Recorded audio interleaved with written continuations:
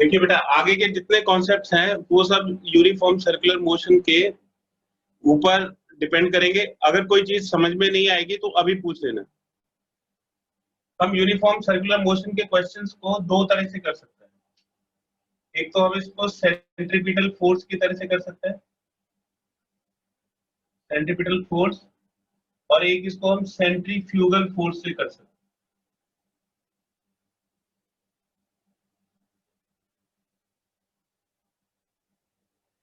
तो इस तरह के क्वेश्चंस को हम दो तरह से कर सकते हैं, एक सेंट्रीपिटल फोर्स और एक सेंट्रीफ्यूगल फोर्स। देखिए, जैसे सपोज करिए कि ये कोई सर्कुलर ट्रैक है और इस सर्कुलर ट्रैक के ऊपर कोई व्हीकल है। तो आप बताइए कि अगर ये व्हीकल एक सर्कल में मूव कर रहा है, सपोज करो कि इसकी जो वेलोसिटी है वो इस डायरेक्शन में है और ये इसका सेंटर हो गया, ये इसके रेडियस हो। तो अगर कोई व्हीकल एक सर्कल में मूव कर रहा है और इसको बाहर से कोई आदमी इसके मोशन को ऑब्जर्व कर रहा है, ये इसके मोशन को देख रहा है, तो आप बताइए कि इस पे जो फोर्स है, कौन से फोर्स की रिक्वायरमेंट होती है सर्कुलर मोशन के लिए, उसका क्या नाम होता है?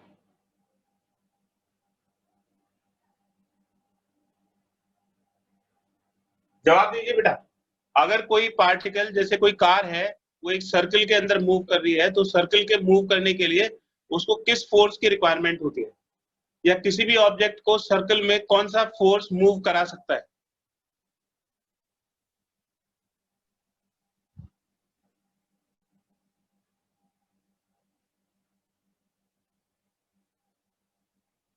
Sir centripetal force. और सेंट्रीपिटल फोर्स की डायरेक्शन क्या होती है? Sir toward centre. Toward the centre. तो सेंटर की तरफ एक फोर्स लगना चाहिए जिसको हम सेंट्रीपिटल फोर्स बोलते हैं। तो कोई भी फोर्स सेंट्रीपिटल फोर्स हो सकता है जो भी सेंटर की तरफ एक अनबैलेंस्ड फोर्स होगा।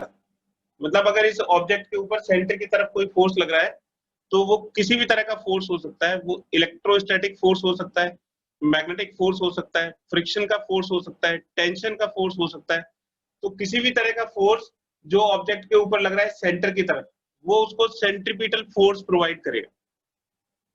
तो सर्कल में मूव करने के लिए किस चीज की जरूरत होती है? सेंट्रीपिटल फोर्स की जरूरत होती है जो सेंटर की तरफ लगता है। और इसकी वैल्यू, अगर इसकी मास m है तो सेंट्रीपिटल फोर्स की वैल्यू होती है mv²/r। और ये जो सेंट्रीपिटल फोर्स है, this is any type of force which is toward the centre.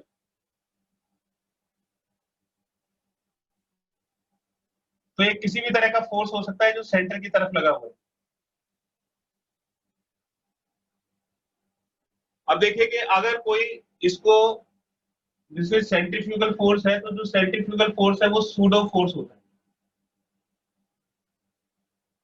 और सूडो फोर्स हम तब लगाते हैं जब फ्रेम नॉन इनर्शियल होता है। तो अगर फ्रेम नॉन इनर्शियल है, नॉन इनर्शियल का मतलब एक्सेलरेटेड है। अब क्योंकि वेलोसिटी, अगर कोई ऑब्जेक्ट सर्कल में मूव करेगा तो उसकी वेलोसिटी हमेशा चेंज होती रहेगी। और वेलोसिटी अगर चेंज होगी, डायरेक्शन चेंज होगी, तो वेलोसिटी भी चेंज होगी। तो इसलिए उसमें एक एक्सेलरेशन होगा। तो जब भी सर्कुलर मोशन होगा तो जो फ्रेम है वो एक्सेलरेटेड फ्रेम होगा, यानी कि नॉन इनर्शियल फ्रेम होगा। और इसमें जो एक्सेलरेशन है सेंट्रीपिटल फोर्स की वजह से आता है, वो ये सेंट्रीपिटल एक्सेलरेशन अंदर की तरफ लगता है। अब आप सोचिए कि यहाँ अंदर कोई आदमी, अब ये जो है ये बाहर से दिख रहा है और ये आदमी जो है वो इसके अंदर बैठा हुआ है और इसके मोशन को फील कर रहा है। तो ये जो आदमी कार के अंदर बैठा हुआ है, तो जैसे ही ये सर्कल में इसको ये टर्न करेगा तो इस पे बाहर की तरफ ये एक धक्का महसूस करेगा। अगर टर्न आता है तो इस पे बाहर की तरफ एक फोर्स लगता है। तो फोर्स जो है वो सूडो फोर्स है। तो उस फोर्स को हम एक्सप्लेन कर सकते हैं कि अगर एक्सेलरेशन इस तरफ है तो सूडो फोर्स इस तरफ लगेगा। और ये जो सूडो फोर्स है इसी का नाम सेंट्रीफ्यूगल फोर्स है और इसकी वैल्यू m इंटू ए सी के बराबर होगी। तो m इंटू ए सी का मतलब क्या हो गया? m इंटू ए सी की वैल्यू हो गई v²/r। तो जो सेंट्रीफ्यूगल फोर्स है या सूडो फोर्स है वो सेंटर से बाहर की तरफ लगता है, यानी कि सेंट्रीपिटल फोर्स के ऑपोजिट लगेगा। इसमें हम न्यूटन फोर्स नहीं लगा सकते। इसमें सूडो फोर्स की एप्लीकेशन हमने नहीं करी है, तो जो F is equal to M A है वो नॉट एप्लीकेबल, न्यूटन का फोर्स इसमें एप्लीकेबल नहीं हो, ठीक है। और इसमें हमने सूडो फोर्स लगा दिया, तो इसमें जो F is equal to M A है वो एप्लीकेबल है, यानी कि इसमें हम न्यूटन लॉ को अप्लाई कर सकते हैं। तो जब भी सर्कुलर मोशन आएगा तो उसमें आप सेंट्रीफ्यूगल फोर्स से करोगे तो ज्यादा आसान महसूस करोगे, उसमें फोर्सेस को आप बैलेंस कर सकते हो। तो हम इसको सेंट्रीपिटल फोर्स से नहीं करेंगे, जितने भी सर्कुलर मोशन के क्वेश्चंस हैं उनको सेंट्रीफ्यूगल फोर्स से करेंगे। ये ज्यादा आसान पड़ता है क्योंकि दोनों तरफ के फोर्सेस को आप बैलेंस कर सकते हो, और न्यूटन के जो लॉ है वो इसमें एप्लीकेबल होते हैं। तो सूडो फोर्स की जो डायरेक्शन होती है वो सेंट्रीपिटल फोर्स के, क्योंकि इस तरफ सेंट्रीपिटल एक्सीलरेशन होगा तो उसके ऑपोजिट होगी। तो सूडो फोर्स हमेशा जब भी सर्कुलर मोशन होगा हम सूडो फोर्स लगा देंगे और फिर हम उसमें न्यूटन के लॉ लगा के उसको आसानी से कर सकते हैं, ठीक है। तो ये समझिए कि सूडो फोर्स की जो डायरेक्शन होती है वो सेंट्रीपिटल फोर्स के ऑपोजिट डायरेक्शन में होता है, यानी कि अवे फ्रॉम द सेंटर होगा, और उसकी वैल्यू भी सेंट्रीपिटल फोर्स के बराबर ही होती है, यानी कि m into V square upon R के इक्वल होता है। इसका एक स्क्रीनशॉट ले लीजिए।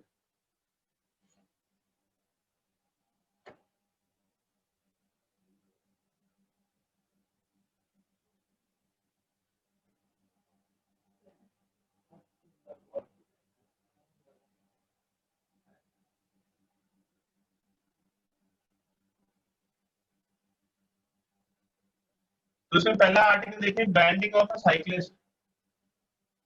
आप एक चीज महसूस करी होगी कि जब भी आप साइकिल चला रहे होते हैं, साइकिल चलाते हुए अगर आपको टर्न लेना है, मतलब मोड़ पे अगर आपको साइकिल को मोड़ना है तो आप साइकिल को सीधा नहीं रख सकते, आपको साइकिल को टर्न करना पड़ता है। तो जैसे देखिए, सपोज करिए कि ये एक सर्कुलर टर्न है, ये एक सर्कुलर टर्न है, हम इसका सर्कल पूरा कर लेते हैं, ये सर्कल पूरा होगा। अब कोई साइकिलिस्ट है, ये साइकिलिस्ट की पोजीशन है, ये एक्स एक्सिस है, ये वाई एक्सिस है, और यहाँ पे जो साइकिलिस्ट है वो इस टर्न को लेना चाहता है। मान लो ये साइकिलिस्ट इस डायरेक्शन में आ रहा है और वो ऐसे एक टर्न लेना चाहता है सर्कुलर। तो अगर वो सर्कुलर टर्न लेना चाहता है तो वो अपनी साइकिल को सीधा नहीं रख सकता है। साइकिल को सीधा क्यों नहीं रख सकता है कि अगर सपोज करिए कि वो इस तरह से एक साइकिलिस्ट है और सीधा आ रहा है, तो साइकिलिस्ट के ऊपर कौन कौन से फोर्सेस लगेंगे। ये एक साइकिलिस्ट है और वो बिल्कुल आपकी तरफ आ रहा है, सीधा आ रहा है, तो इसके ऊपर कौन कौन से फोर्सेस लगेंगे। एक तो इसका रिएक्शन लगेगा, नॉर्मल रिएक्शन, और रिएक्शन लगेगा, ये इसका वेट होगा mg की तरफ, और इसमें जो इसका पेडल है वो उसमें फोर्स लगाएगा आपकी तरफ, लेकिन जो सर्कुलर पाथ है उसके सेंटर की तरफ इस पर कोई फोर्स नहीं लगेगा। तो इसमें कोई फोर्स ऐसा नहीं है जो सेंटर की तरफ। तो अगर कोई फोर्स सेंटर की तरफ नहीं है तो ये सर्कल में नहीं मूव कर सकता, यानी कि आपको कोई ना कोई फोर्स चाहिए जो सेंटर की तरफ आए और उसको सेंट्रीपिटल फोर्स प्रोवाइड कर सके। तो इसको साइकिल को, अपनी साइकिल को बैंड करना पड़ता है, तो ये साइकिलिस्ट इस तरह से बैंड हो जाता है।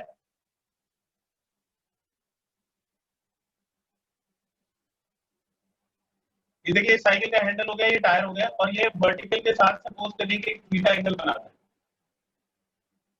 तो आप देखिए कि जैसे ही ये बैंड करता है तो ये किस तरफ स्किड करेगा।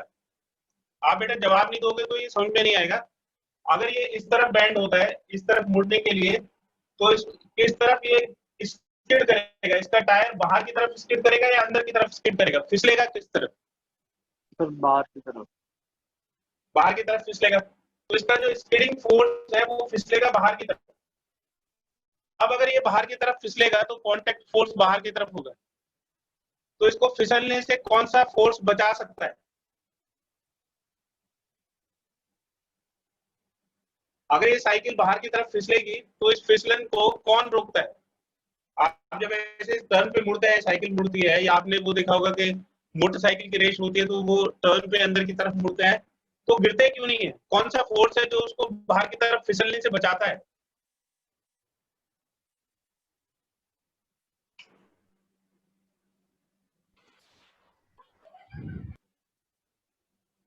अगर ये बाहर की तरफ नहीं फिसल रहा है तो इसका मतलब है कि इस फोर्स को, जो स्किडिंग फोर्स है, ये स्किडिंग फोर्स है बाहर की तरफ।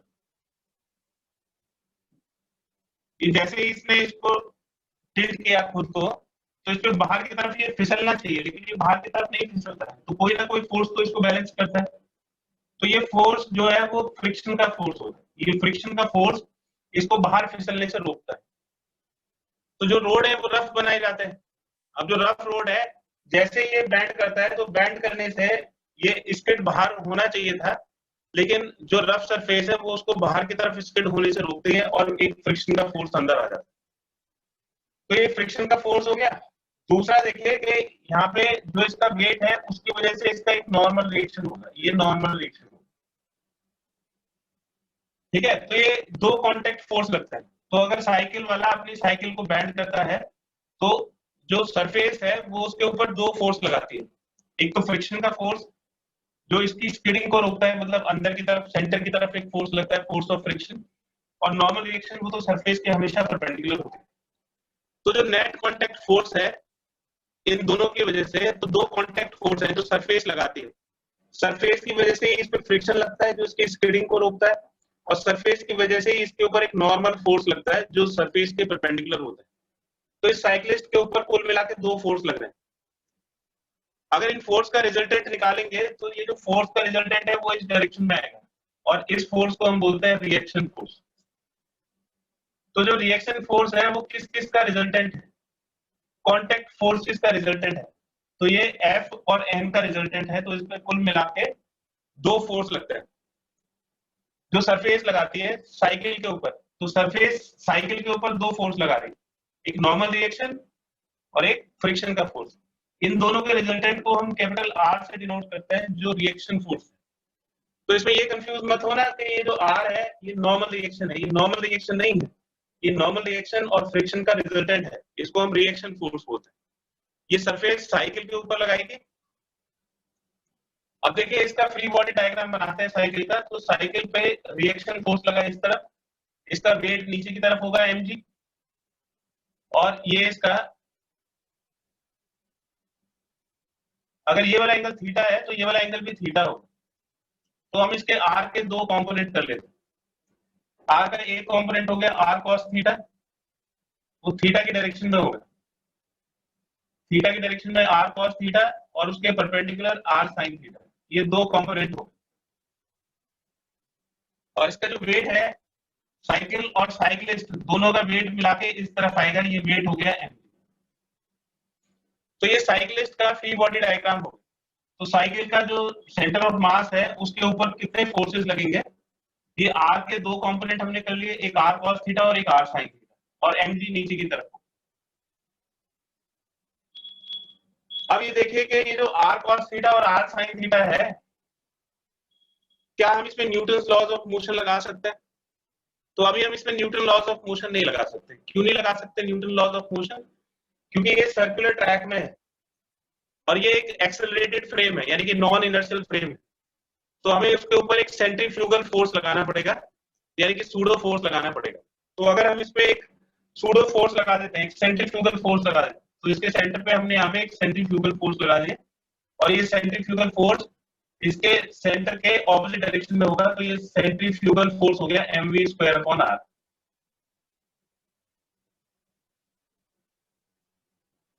सेंट्रीफ्यूगल फोर्स, और सेंट्रीफ्यूगल फोर्स की हम एप्लीकेशन क्यों करते हैं? नॉन इनर्शियल फ्रेम को इनर्शियल बनाने के लिए करते हैं, यानी कि जो एक्सेलरेटेड फ्रेम है उसको नॉन एक्सेलरेटेड फ्रेम बनाने के लिए करते हैं।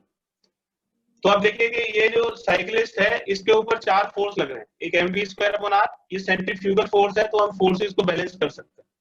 तो ये जो r sin थीटा है ये तो सेंट्रीफ्यूगल फोर्स को बैलेंस करेगा, और जो r cos थीटा है वो mg को बैलेंस करेगा। ठीक है, तो हमारे पास दो इक्वेशंस बनेंगी। Now r cos theta is equal to mg and r sin theta is equal to mv²/r।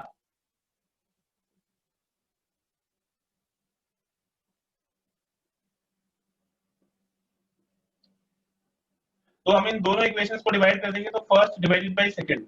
तो फर्स्ट को सेकंड इक्वेशन से डिवाइड कर देंगे, तो ये हो जाएगा r sin theta upon r cos theta, और ये हो जाएगा mv²/r डिवाइडेड बाय mg। तो ये m से m कट जाएगा, r से r कट जाएगा, और इन दोनों को सॉल्व करेंगे तो sin theta upon cos theta tan theta आ जाएगा, और ये v²/r0।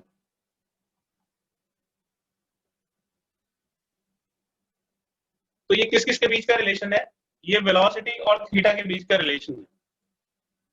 तो जितना ये तेज होगा, ये थीटा और v दोनों एक दूसरे के डायरेक्टली प्रोपोर्शनल है। साइक्लिस्ट की स्पीड जितनी ज्यादा होगी, बेंडिंग उतनी ज्यादा करनी पड़ेगी कि ये आसानी से टर्न ले सके। इसका एक स्क्रीनशॉट ले लीजिए।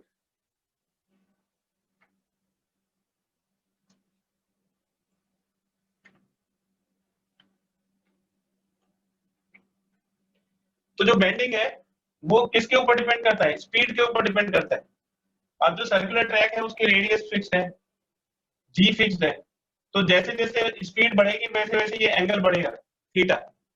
तो अगर साइकिलिस्ट तेज मुड़ना चाहता है तो उसको ज्यादा एंगल पे बैंड करनी पड़ेगी अपनी साइकिल, और अगर वो स्लो मुड़ रहा है तो फिर कम एंगल ही सफिशिएंट होगा।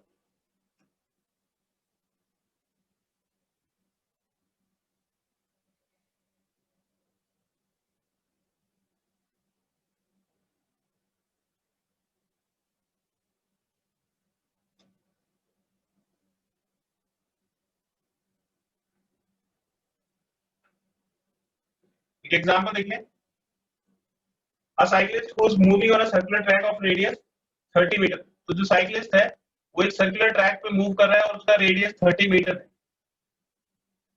विद स्पीड दे रखी है 17.32 मीटर पर सेकंड, और g की वैल्यू लेनी है, g is equal to 10 metre per second square. Find angle of bending. तो एंगल ऑफ बेंडिंग कैलकुलेट करना है, तो उसको अपनी साइकिल को किस एंगल पे बेंड करना चाहिए सेफली टर्न करने के लिए। तो इसका रिलेशन अभी हमने डिराइव किया था कि tan थीटा की वैल्यू होती है v स्क्वायर अपॉन rg। तो v की वैल्यू डाल देंगे, 17.32 का स्क्वायर हो जाएगा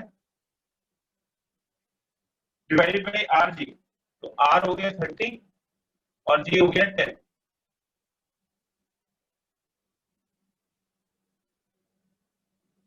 तो देखिए 17.32 इंटू 17.32, स्क्वायर को ऐसे ब्रेक कर लिया, 10 इसमें से निकाल लिया, 10 इसमें से निकाल लिया, तो 100 इसमें से चला गया तो 3 बचेगा।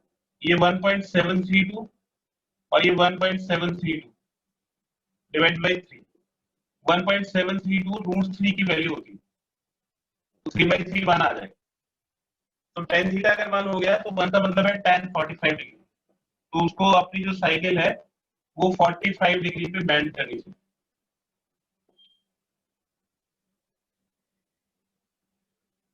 नेक्स्ट आर्टिकल देखिए कि अगर वो बेंड नहीं करेगा तो उसकी मैक्सिमम सेफ स्पीड कितनी होगी। बेंड नहीं करेगा तो थीटा 0 हो जाएगा, और फिर उसकी सेफ स्पीड क्या रहेगी,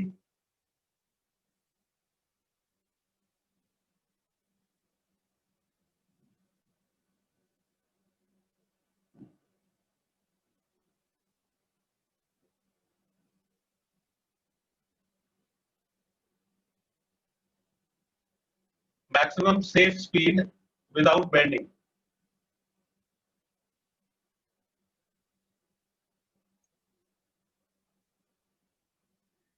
तो देखिए अगर जो साइकिलिस्ट है वो बेंड नहीं करता है, साइकिलिस्ट सीधा ही है, तो इसके ऊपर एक नॉर्मल रिएक्शन लगेगा n, और जब वो सर्कुलर में टर्न करेगा तो अंदर की तरफ उसके ऊपर एक फ्रिक्शन फोर्स लगेगा F। अब इसमें जो रिएक्शन है वो नॉर्मल रिएक्शन के बराबर ही होगा। तो अब देखिए कि इसको जो सेंट्रीपिटल फोर्स प्रोवाइड करेगा वो फ्रिक्शन का फोर्स ही प्रोवाइड करेगा, और जो फ्रिक्शन का फोर्स है वो किसके बराबर होता है, μs * n के बराबर होता है। और n इसको क्या करेगा, mg को बैलेंस करेगा। तो इसमें दो इक्वेशन बनेगी, एक तो n यानी कि नॉर्मल रिएक्शन mg को बैलेंस करेगा, और दूसरा ये जो फ्रिक्शन फोर्स है ये सेंट्रीपिटल फोर्स का काम करेगा। तो जो फ्रिक्शन का फोर्स है वो इसको सेंट्रीपिटल फोर्स प्रोवाइड करेगा, और μs * n, n की वैल्यू किसके बराबर होगी, n = mg। तो ये μs * mg हो जाएगा, और ये सेंट्रीपिटल फोर्स के बराबर होगा। तो इक्वेशन बनेगी μs * mg = mv²/r। तो देखो ये m से m कट जाएगा, और v² की वैल्यू हो जाएगी μs * rg। और जो v है वो हो जाएगा under root mu S into R. तो अगर बेंड नहीं करेगा तो उसको जो बेंडिंग की वजह से जो कंपोनेंट मिल रहा था अंदर की तरफ वो नहीं मिलेगा, और फिर सारा का सारा लोड किसके ऊपर आ जाएगा, फ्रिक्शन के ऊपर आ जाएगा। तो रिएक्शन का जो कंपोनेंट अंदर की तरफ होता है वो उसको सेंट्रीपिटल फोर्स या सेंट्रीफ्यूगल फोर्स को बैलेंस करता है या सेंट्रीपिटल फोर्स प्रोवाइड करता है। अब ये सारा का सारा काम किसको करना पड़ेगा, फ्रिक्शन को करना पड़ेगा। तो इसकी जो वेलोसिटी है v is equal to under root mu S into R G के बराबर हो जाएगी।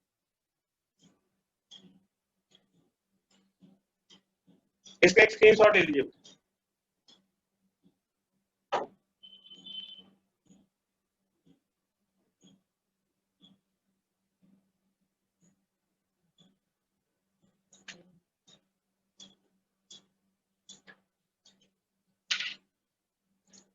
अब देखिए जो नेक्स्ट टॉपिक है वो सबसे इंपॉर्टेंट है और वो 5 मार्कर में आपसे हमेशा पूछा जाता है, बैंकिंग ऑफ रोड्स।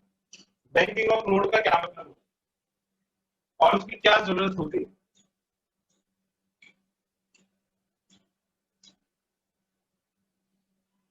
तो बैंकिंग ऑफ रोड को समझने के लिए पहले समझते हैं कि अगर कोई 4 व्हीलर है और वो एक सर्कुलर ट्रैक पे मूव करना चाहता है, जैसे ये सपोज करिए कोई सर्कुलर ट्रैक है और एक 4 व्हीलर इस सर्कुलर ट्रैक में ऐसे मूव कर रहा है,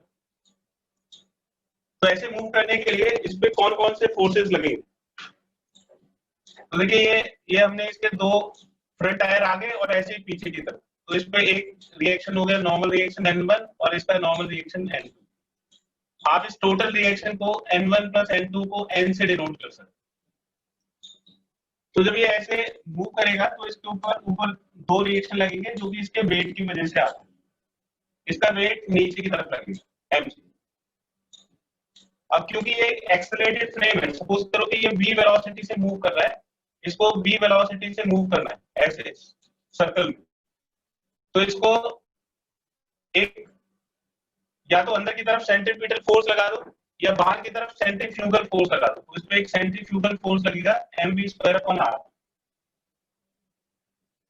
और अगर ये जो सरफेस है रफ है तो इस पे अंदर की तरफ एक फ्रिक्शन का फोर्स लगेगा, तो फ्रिक्शन का फोर्स हो जाएगा F is equal to mu S into normal reaction. तो ये नॉर्मल रिएक्शन हो जाएगा N1 प्लस N2 या इसको हम N लिख सकते हैं,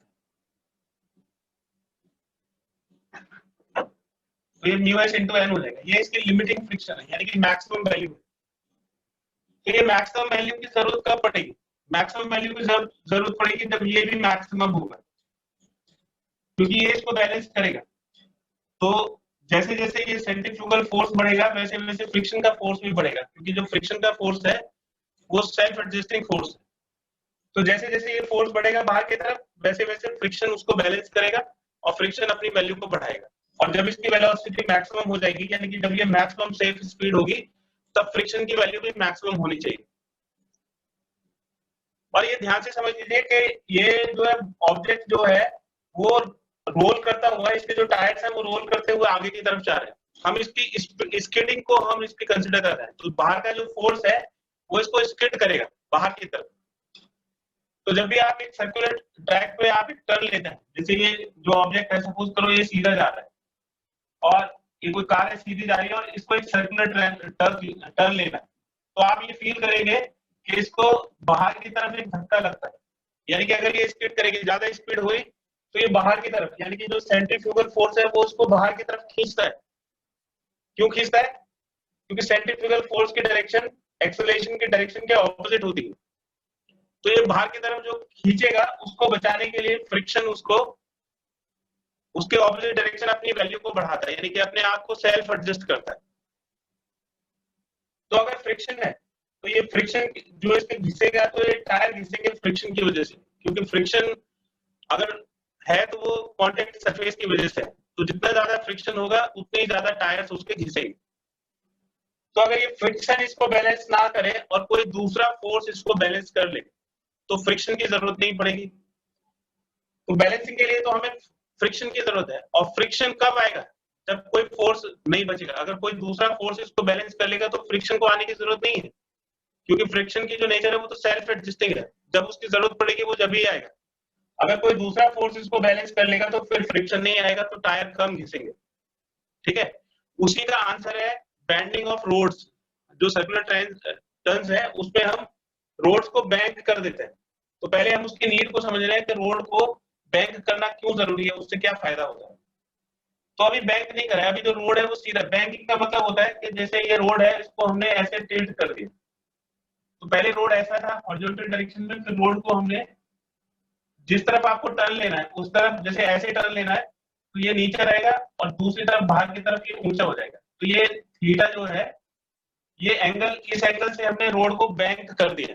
इसको हम बोलेंगे बैंकिंग ऑफ रोड। तो आगे हम पढ़ेंगे कि जो बैंकिंग ऑफ रोड है उसकी क्या जरूरत है।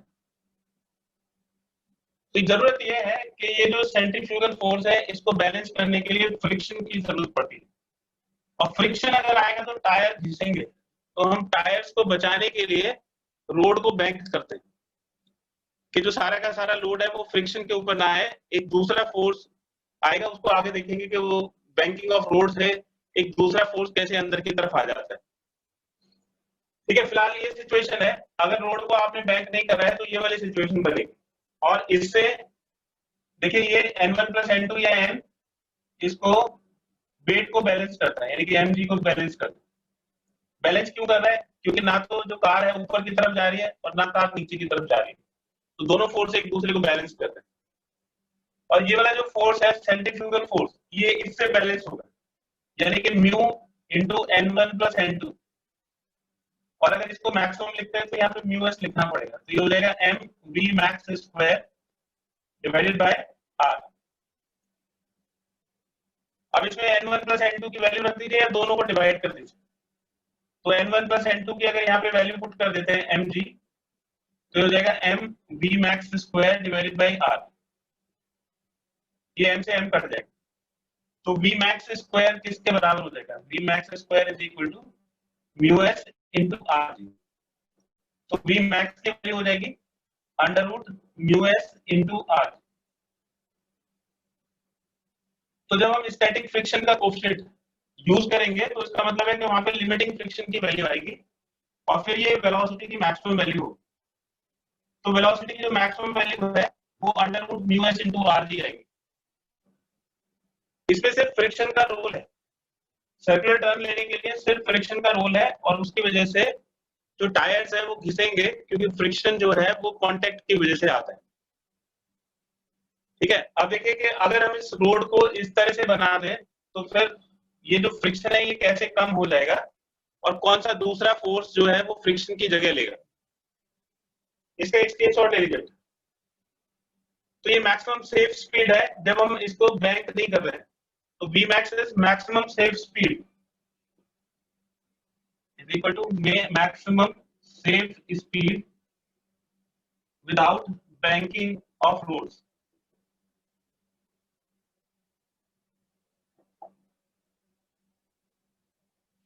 इसका एक स्क्रीनशॉट ले लीजिए।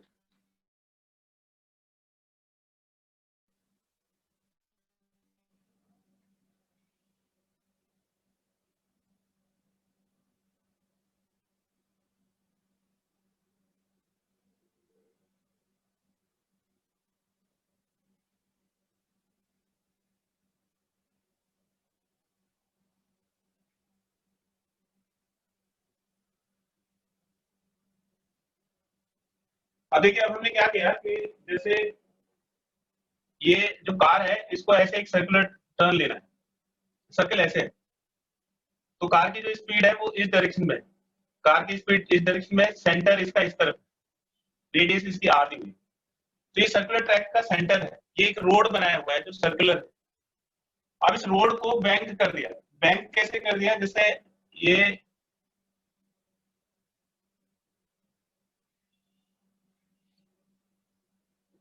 अगर आप देखोगे तो ये इस तरह से दिखाई देगा। जो कार है वो अब ऐसे तिरछी हो जाएगी, क्योंकि ये जो अंदर वाला जो पार्ट है वो तो उसी हॉरिजॉन्टल सरफेस पे है और जो बाहर वाला है उसको थोड़ा सा ऊपर कर दिया गया। तो अब जो है वो जो पहले रोड ऐसे था, जो रोड ऐसे था, अब ये रोड ऐसे हो जाएगा इस तरह से। और जब ये रोड अंदर की तरफ ये थोड़ा नीचे रहेगा, बाहर की तरफ थोड़ा ऊपर रहेगा, तो ये जो कार है, ये कार इस तरह से इसके ऊपर आएगी ये कार ऐसे रहेगी, थोड़ी तिरछी रहेगी कार, और फिर ये ऐसे एक सर्कल में मूव करेगी, तो ये इसके ऊपर ऐसे एक सर्कल में मूव करेगी, तो ये जो कार है थोड़ी सी तिरछी बनेगी, और मैं इसको इस तरफ बना रहा हूँ 2D में। तो ये जो रोड का जो बाहर वाला हिस्सा है ये तो ये हो गया, और जो अंदर वाला रोड का जो पॉइंट है वो ये हो गया। तो रोड कुछ इस तरह से हो, और कार इस पे आपको ऐसे तिरछी दिखाई देगी, और इसको इस अंदर की तरफ ऐसे एक सर्कल में अंदर की तरफ मूव करना है। तो इसका जो ट्रैक है उसका सेंटर अंदर की तरफ है, ये ट्रैक का सेंटर है, this is centre of the track. मतलब ये जो कार है ये ऐसे एक सर्कल में मूव करेगी, लेकिन उसका जो रोड है वो थोड़ा बाहर की तरफ उठा हुआ होगा और अंदर की तरफ से थोड़ा नीचे होगा। तो आप देखिए कि इस पे कौन कौन से फोर्सेस लगेंगे। इस पे जो नॉर्मल रिएक्शन है, ये नॉर्मल रिएक्शन ऐसे सरफेस के परपेंडिकुलर लगेगी। तो ये नॉर्मल रिएक्शन N1 और N2 हो गया, या आप इसको टोटल को N1 प्लस N2 को N लिख सकते हैं। N1 plus N2 is net normal reaction upward। फिर अगर ये ऐसे सर्कल में एक टर्न लेगी तो इसके ऊपर बैलेंस करने के लिए आपको इसको इनर्शियल फ्रेम बनाने के लिए एक बाहर की तरफ एक फोर्स लगाना पड़ेगा। इसका सेंटर इस तरफ है, तो इसके ऑपोजिट डायरेक्शन में इसमें एक फोर्स लगेगा mv²/r, और ये जो फोर्स है ये सेंट्रीफ्यूगल फोर्स है। तो अब हम इसमें न्यूटन सेकंड लॉ लगा सकते हैं, यानी कि फोर्सेस को बैलेंस कर सकते हैं। इसका वेट नीचे की तरफ होगा, ये वेट नीचे की तरफ होगा mg, और ये हॉरिजॉन्टल डायरेक्शन में, ये सपोज करिए कि हॉरिजॉन्टल से थीटा एंगल पे रोड को बैंक करा हुआ है। तो जो रोड है वो हॉरिजॉन्टल से थीटा एंगल पे ऐसे तिरछा बनाया हुआ है। तो mg का जो कंपोनेंट है वो किस किस तरफ आएंगे? एक तो mg का ये वाला कंपोनेंट होगा सरफेस के परपेंडिकुलर ऊपर की तरफ, और एक सरफेस के परपेंडिकुलर नीचे की तरफ। तो mg के हम कंपोनेंट बनाते हैं। ये अगर थीटा है तो ये वाला एंगल 90 माइनस थीटा हो जाएगा, और क्योंकि ये सरफेस के परपेंडिकुलर है तो ये वाला एंगल थीटा हो जाएगा। तो mg का एक तो ये वाला कंपोनेंट आएगा, ये वाला कंपोनेंट हो जाएगा mg cos थीटा, क्योंकि थीटा के साथ वाला कंपोनेंट है। और mg का जो दूसरा कंपोनेंट है वो ऐसे सरफेस के डायरेक्शन में आएगा, डाउन द सरफेस आएगा, और ये वाला जो कंपोनेंट है ये mg इसके परपेंडिकुलर है, तो ये mg sin थीटा हो जाएगा। तो mg के दो कंपोनेंट हो गए, ये mg cos थीटा और ये mg sin थीटा। अगर ये थीटा है तो ये 90 माइनस थीटा होगा, और ये 90 माइनस थीटा होगा तो ये वाला एंगल भी थीटा हो जाएगा। या आप यहाँ से भी देख सकते हैं कि ये इसके कॉरेस्पॉन्डिंग एंगल है, तो ये अगर थीटा है तो ये भी थीटा हो जाएगा। अब हम फोर्सेस किस किस डायरेक्शन में ले रहे हैं? हम फोर्स सिर्फ दो डायरेक्शंस में ले रहे हैं, एक तो डाउन द प्लेन, प्लेन की डायरेक्शन में ले रहे हैं, और प्लेन के परपेंडिकुलर डायरेक्शन में ले रहे हैं।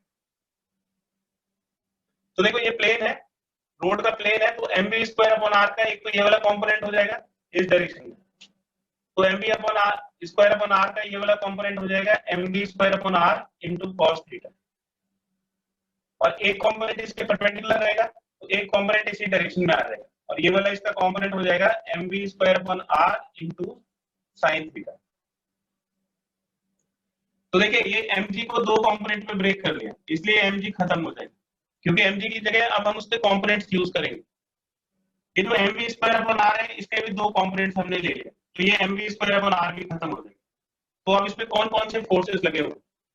इस तरफ फोर्सेस लगे हुए हैं N1 प्लस N2, और इस तरफ ये दो फोर्स लगे हुए हैं mg cos थीटा और mv²/r sin थीटा।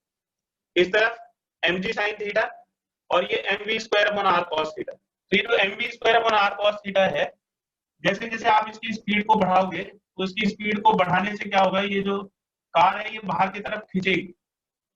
अगर स्पीड बढ़ाते रहोगे तो बाहर की तरफ खींचेगी, तो यहाँ पे एक फ्रिक्शन का फोर्स भी इसको बचाने आ जाएगा। तो जैसे जैसे ये फोर्स बढ़ेगा, सेंट्रीफ्यूगल फोर्स बढ़ेगा, वैसे वैसे इस डायरेक्शन में एक फ्रिक्शन का फोर्स जो सरफेस के पैरेलल होगा। फ्रिक्शन का फोर्स हमेशा कॉन्टैक्ट सरफेस के पैरेलल होता है और स्कीडिंग फोर्स को अपोज करेगा। तो जब तक ये वाला जो कंपोनेंट है mg sin थीटा वो इसको बैलेंस करता रहेगा, तब तक फ्रिक्शन की वैल्यू 0 हो जाएगी, क्योंकि जो फ्रिक्शन फोर्स है वो अप्लाइड फोर्स के अकॉर्डिंग होता है। इसमें अप्लाइड फोर्स कितना लगेगा? mv²/r cos theta minus mg sin theta. तो जब तक ये इसको बैलेंस करता रहेगा, यानी कि जब तक इसकी वैल्यू 0 रहेगी तब तक फ्रिक्शन नहीं आएगा। अब इसने अपनी स्पीड बढ़ा दी, तो अगर इसने अपनी स्पीड बढ़ा दी तो ये वाला कंपोनेंट इससे ज्यादा हो जाएगा, तो अब ये जो कार है वो बाहर की तरफ खींचेगी। लेकिन अब क्योंकि रफ सरफेस है तो ये फ्रिक्शन भी आ जाएगा। तो अब जरा ध्यान से सुनिएगा कि इस पे ये जो सेंट्रीफ्यूगल फोर्स का कंपोनेंट है mv²/r cos थीटा, ये इस कार को रोड के बाहर की तरफ खींच रहा है, और अगर इसने स्पीड अपनी बढ़ाता गया तो ये बाहर की तरफ यानी कि ट्रैक से बाहर चला जाएगा और एक्सीडेंट हो जाएगा। तो उसको बचाने के लिए दो फोर्सेस हैं, mg sin थीटा जो कि कांस्टेंट है, क्योंकि जो रोड है वो थीटा कांस्टेंट है, m और g कांस्टेंट है, तो mg sin थीटा कांस्टेंट है, इसका हम कुछ नहीं कर सकते, ना इसको घटा सकते हैं ना इसको बढ़ा सकते हैं, mg sin थीटा फिक्स्ड है। और ये जो वेलोसिटी है, ये वेलोसिटी ड्राइवर के हाथ में है, वो अपनी इस स्पीड को बढ़ा सकता है। तो ये स्पीड को बढ़ाएगा m, तो ये वाला फोर्स बढ़ेगा। जब तक mg sin थीटा ज्यादा रहेगा इससे, जब तक ये बैलेंस होता रहेगा। अगर ये इसको बैलेंस कर रहा है, अगर mg sin थीटा की वैल्यू ज्यादा हुई तो ये कार थोड़ी अंदर की तरफ खींचेगी, अगर इसकी वैल्यू ज्यादा हुई तो बाहर की तरफ खींचेगी। फ्रिक्शन का भी फोर्स है, जैसे ये बाहर की तरफ खींचेगी तो इसको बचाने के लिए फ्रिक्शन आना, क्योंकि सरफेस रफ है। अप्लाइड फोर्स अगर ये ज्यादा हुआ तो अप्लाइड फोर्स बाहर की तरफ हो जाएगा। सपोज करिए कि ये 10 न्यूटन है और ये 8 न्यूटन है, तो इसमें 2 न्यूटन का फोर्स बाहर की तरफ लगेगा, तो अप्लाइड फोर्स हो गया 2 न्यूटन। तो ये जो फ्रिक्शन का फोर्स है ये भी 2 न्यूटन हो जाएगा। उसने और स्पीड बढ़ाई, सपोज करो ये स्पीड बढ़ाने से 11 न्यूटन हो, तो 3 न्यूटन का फोर्स बाहर की तरफ लगेगा, तो फ्रिक्शन और बढ़ जाएगा। तो ये लिमिटिंग फ्रिक्शन तक अपनी वैल्यू बढ़ा सकता है ना। तो अब देखिए फ्रिक्शन का जो फोर्स है वो बाद में आएगा जब ये अपना काम पूरा नहीं कर पाएगा, यानी कि ये अगर कम पड़ेगा। तो अगर यही सफिशिएंट है तो फ्रिक्शन नहीं लगेगा, फ्रिक्शन आएगा ही नहीं क्योंकि उसकी जरूरत नहीं है, तो टायर कम घिसेंगे। तो बेंडिंग के लिए जो काम पहले सिर्फ फ्रिक्शन कर रहा था, अब ये वेट का जो कंपोनेंट है mg sin थीटा, ये बेंडिंग का काम करेगा, यानी कि ये इसको सेंट्रीफ्यूगल फोर्स के कंपोनेंट को बैलेंस करेगा। और अगर ये कम पड़ेगा तब फ्रिक्शन आएगा। तो इससे जो है जो टायर्स हैं उनका घिसना बचता है, उसको बोलते हैं wear and tear of tyres. तो बेंडिंग ऑफ रोड की जरूरत क्या है?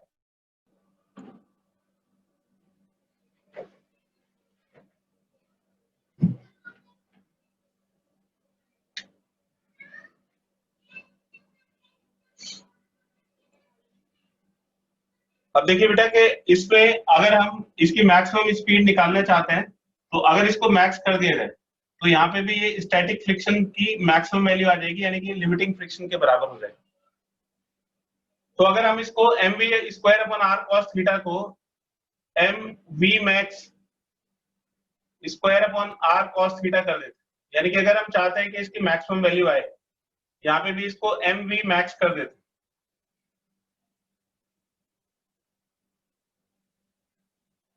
ये मैक्सिमम वैल्यू हम निकालना चाहते हैं, तो इसमें ये फिर लिमिटिंग फ्रिक्शन आ जाएगा, यानी कि fs के बराबर हो जाएगा।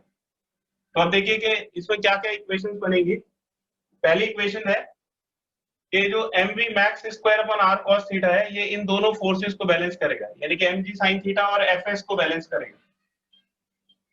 तो mv max square divided by r cos theta is equal to mg sin theta plus limiting friction, ये फ्रिक्शन की मैक्सिमम वैल्यू। तो लिमिटिंग फ्रिक्शन जो है वो किसके इक्वल हो जाएगा? μs इंटू n के बराबर हो जाएगा। n को हमने n1 प्लस n2 लिखा हो, तो ये फर्स्ट इक्वेशन बनी। और दूसरी इक्वेशन क्या बनेगी? ये जो n1 प्लस n2 है ये किसके इक्वल हो जाएगा? ये इन दोनों को बैलेंस करेगा। तो n1 प्लस n2 की वैल्यू हो जाएगी n1 plus n2 is equal to mg cos theta plus mv²/r sin theta, तो mv max square divided by r sin theta.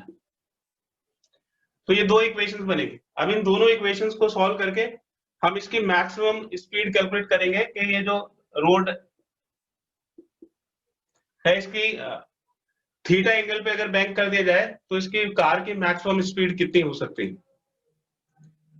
तो अब इसमें हम n1 प्लस n2 की ये वाली जो वैल्यू है उसको यहाँ पे सब्स्टिट्यूट कर देंगे फ्रॉम इक्वेशन नंबर 1 and 2. तो from 1 and 2 mv max square divided by r into cos theta is equal to mg sin theta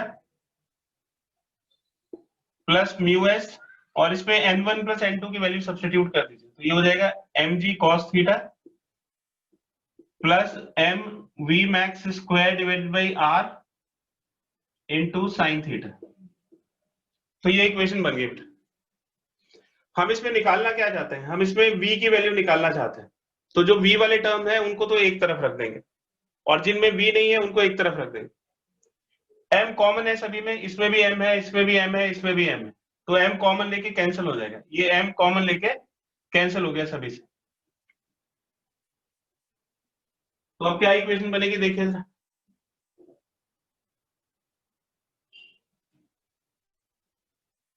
तो ये बन जाएगा v max square divided by r into cos theta, और एक v वाला term ये है म्यू एस के साथ मल्टीप्लाइड है, तो इसको भी लेफ्ट साइड में ले आइए, तो ये हो जाएगा minus mu S into V max square divided by R into sine theta. ये तो v वाले टर्म्स हो गए, और जिनमें v नहीं है उनको राइट साइड में रखना है, तो राइट साइड में हो जाएगा g sine theta plus mu S into g cos theta, ये mu S into g cos theta हो।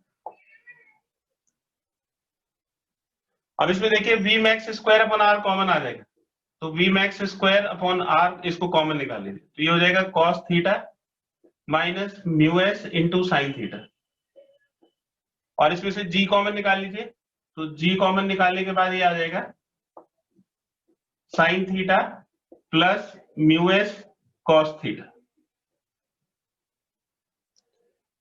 तो v मैक्स स्क्वायर की वैल्यू क्या हो जाएगी, v max square is equal to, ये r इसके साथ मल्टीप्लाई हो जाएगा r into g sine theta plus mu S cos theta,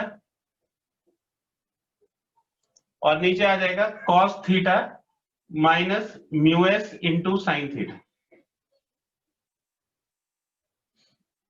और अगर इस स्क्वायर को हटा दिया जाए, ये स्क्वायर यहां से हटा दोगे तो इस पे अंडर रूट आ जाएगा, तो v मैक्स की वैल्यू हो जाएगी under root R G sine theta plus mu S cos theta divided by cos theta minus mu S sine theta. और अगर इस पूरे को कॉस थीटा से डिवाइड कर दिया जाए, तो इस पूरी इक्वेशन को कॉस थीटा से डिवाइड कर दीजिए, तो इसको कॉस थीटा से डिवाइड करेंगे तो टेन थीटा, इसको कॉस थीटा से डिवाइड करेंगे तो म्यू एस, ये 1 minus mu S into tan theta, तो ये इसकी मैक्सिमम सेफ स्पीड आ गई। ठीक है, तो फिर सुन लीजिए कि इसमें पूछा जाएगा आपसे कि बैंकिंग की नीड क्या है।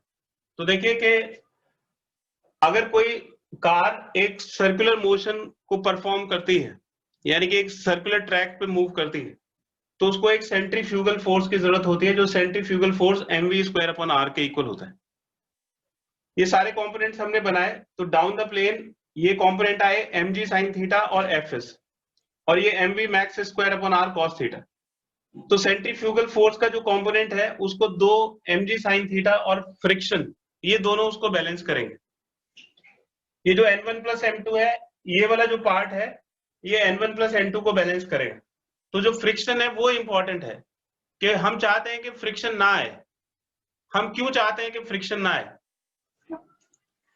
तो ये वाली जो इक्वेशन है ना, ये इंपॉर्टेंट है, ये mv स्क्वायर अपॉन, ये वाली इक्वेशन को देखिए कि ये इंपॉर्टेंट है। अगर फ्रिक्शन नहीं आएगा तो ये वाला जो फोर्स का कंपोनेंट है ये इससे बैलेंस हो जाएगा। फ्रिक्शन ना आने का फायदा क्या है, फ्रिक्शन ना आने का ये फायदा है कि टायर कम घिसेंगे, क्योंकि फ्रिक्शन की वजह से ही टायर घिसते हैं।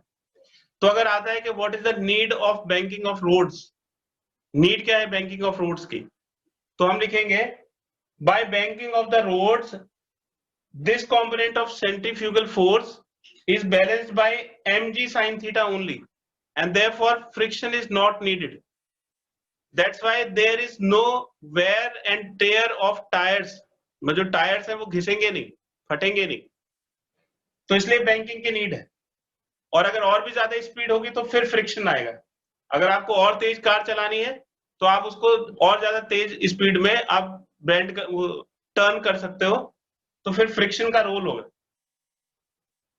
ठीक है, तो बैंकिंग इसलिए करी जाती है ताकि टायर ना घिसे। तो ये एक बड़ा इंपॉर्टेंट क्वेश्चन है और ये इसकी मैक्सिमम वेलोसिटी है। अगर आपने बैंकिंग कर दी थीटा के बराबर और म्यू एस आपको दिया हुआ है, तो इससे ज्यादा अगर स्पीड होगी, ये मैक्सिमम स्पीड है, अगर इससे ज्यादा स्पीड हुई तो फिर ये जो कार है ये इसको रोड को छोड़ के बाहर चली जाएगी, बाहर की तरफ। इसका एक स्क्रीनशॉट ले लीजिए।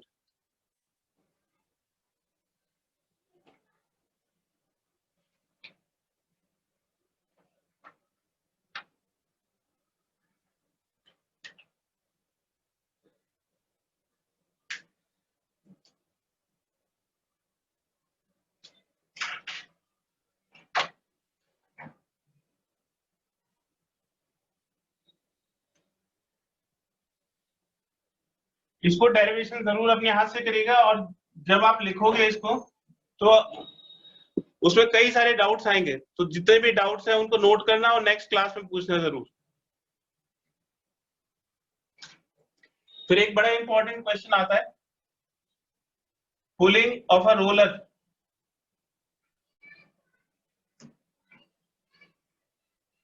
is easier than pushing।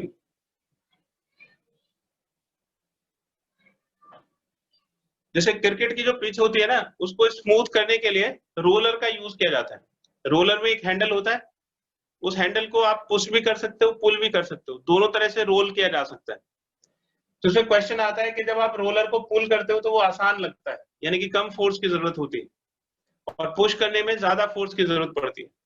तो कैसे प्रूव करेंगे कि रोलर को पुल करना आसान है और पुश करना मुश्किल है?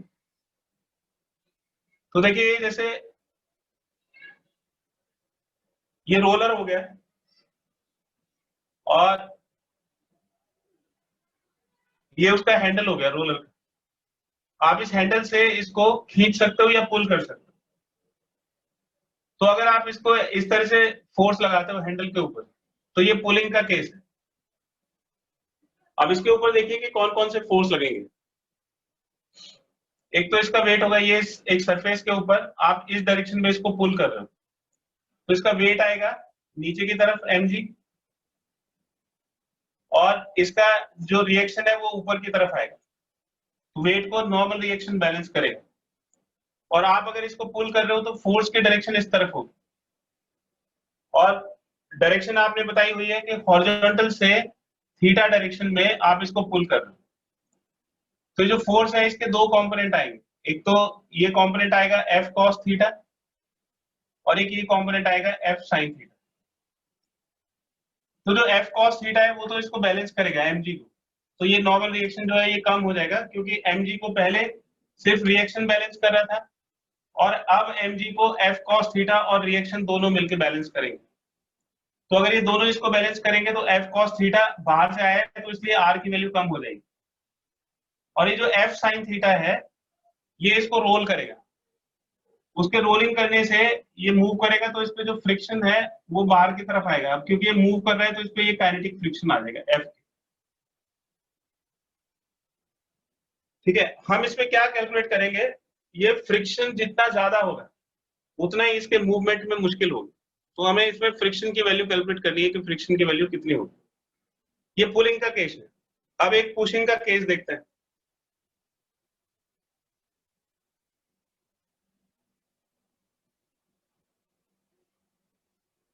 अब देखिए, इसको ऐसे पुश करना है, ये हैंडल है और आप इस पे इस डायरेक्शन में फोर्स लगा रहे हो, तो ये फोर्स की डायरेक्शन होगी। तो हम इसको ऐसे पुश कर रहे हैं हॉरिजॉन्टल से थीटा एंगल, ये इसका mg होगा।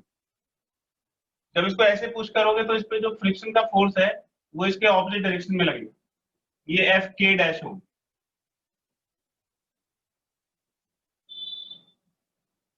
ये इसका नॉर्मल रिएक्शन हो गया R। अब देखिए कि ये जो फोर्स है इसके डायरेक्शन ये है, ये फोर्स की डायरेक्शन है, तो इसके कंपोनेंट कैसे आएंगे। ये अगर थीटा है तो ये भी थीटा होगा, तो ये हो जाएगा F cos थीटा, और ये वाला जो कंपोनेंट है ये आ जाएगा F sin थीटा।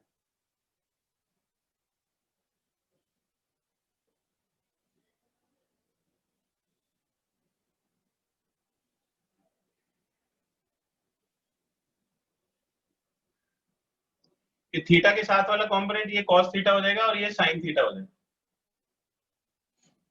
तो देखिए फर्क क्या है, यहाँ पे f sin थीटा ऊपर की तरफ लग रहा है और यहाँ पे f sin थीटा नीचे की तरफ लग रहा है, तो ये इन दोनों में डिफरेंस है। तो यहाँ पे एफ के की वैल्यू क्या होगी, एफ के, तो एफ के क्या करेगा, इसको इस वाले फोर्स को बैलेंस करेगा।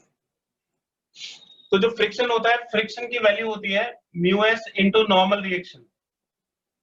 तो जो नॉर्मल रिएक्शन है उसकी वैल्यू कैलकुलेट करेंगे।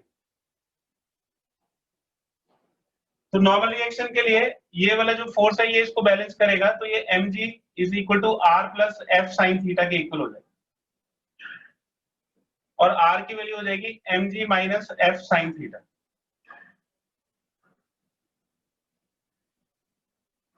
तो mu S into normal reaction, r की वैल्यू यहाँ पे सब्स्टिट्यूट कर दीजिए, तो r हो जाएगा mg minus F sine theta के।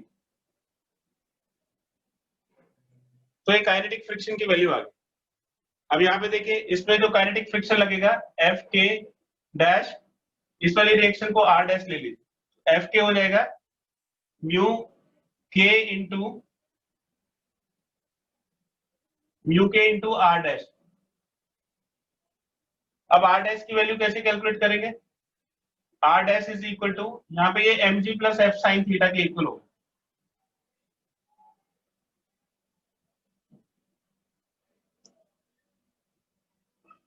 अब फर्स्ट और सेकंड इक्वेशन से एफ के डैश की वैल्यू हो जाएगी म्यू के और आर डैश की वैल्यू हो जाएगी M G plus F sine theta.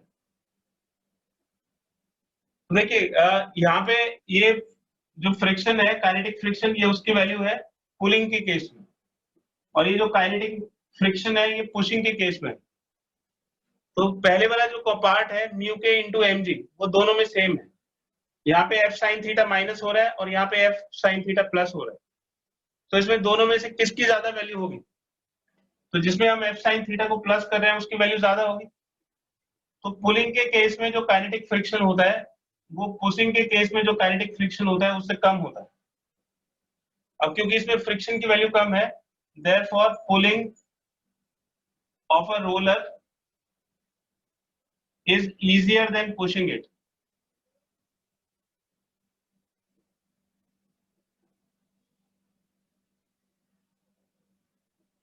तो इसमें किसकी वजह से फर्क आया, फोर्स की जो डायरेक्शन है उसकी वजह से फर्क आया। फोर्स इसमें ऊपर की तरफ है, इसमें फोर्स नीचे की तरफ।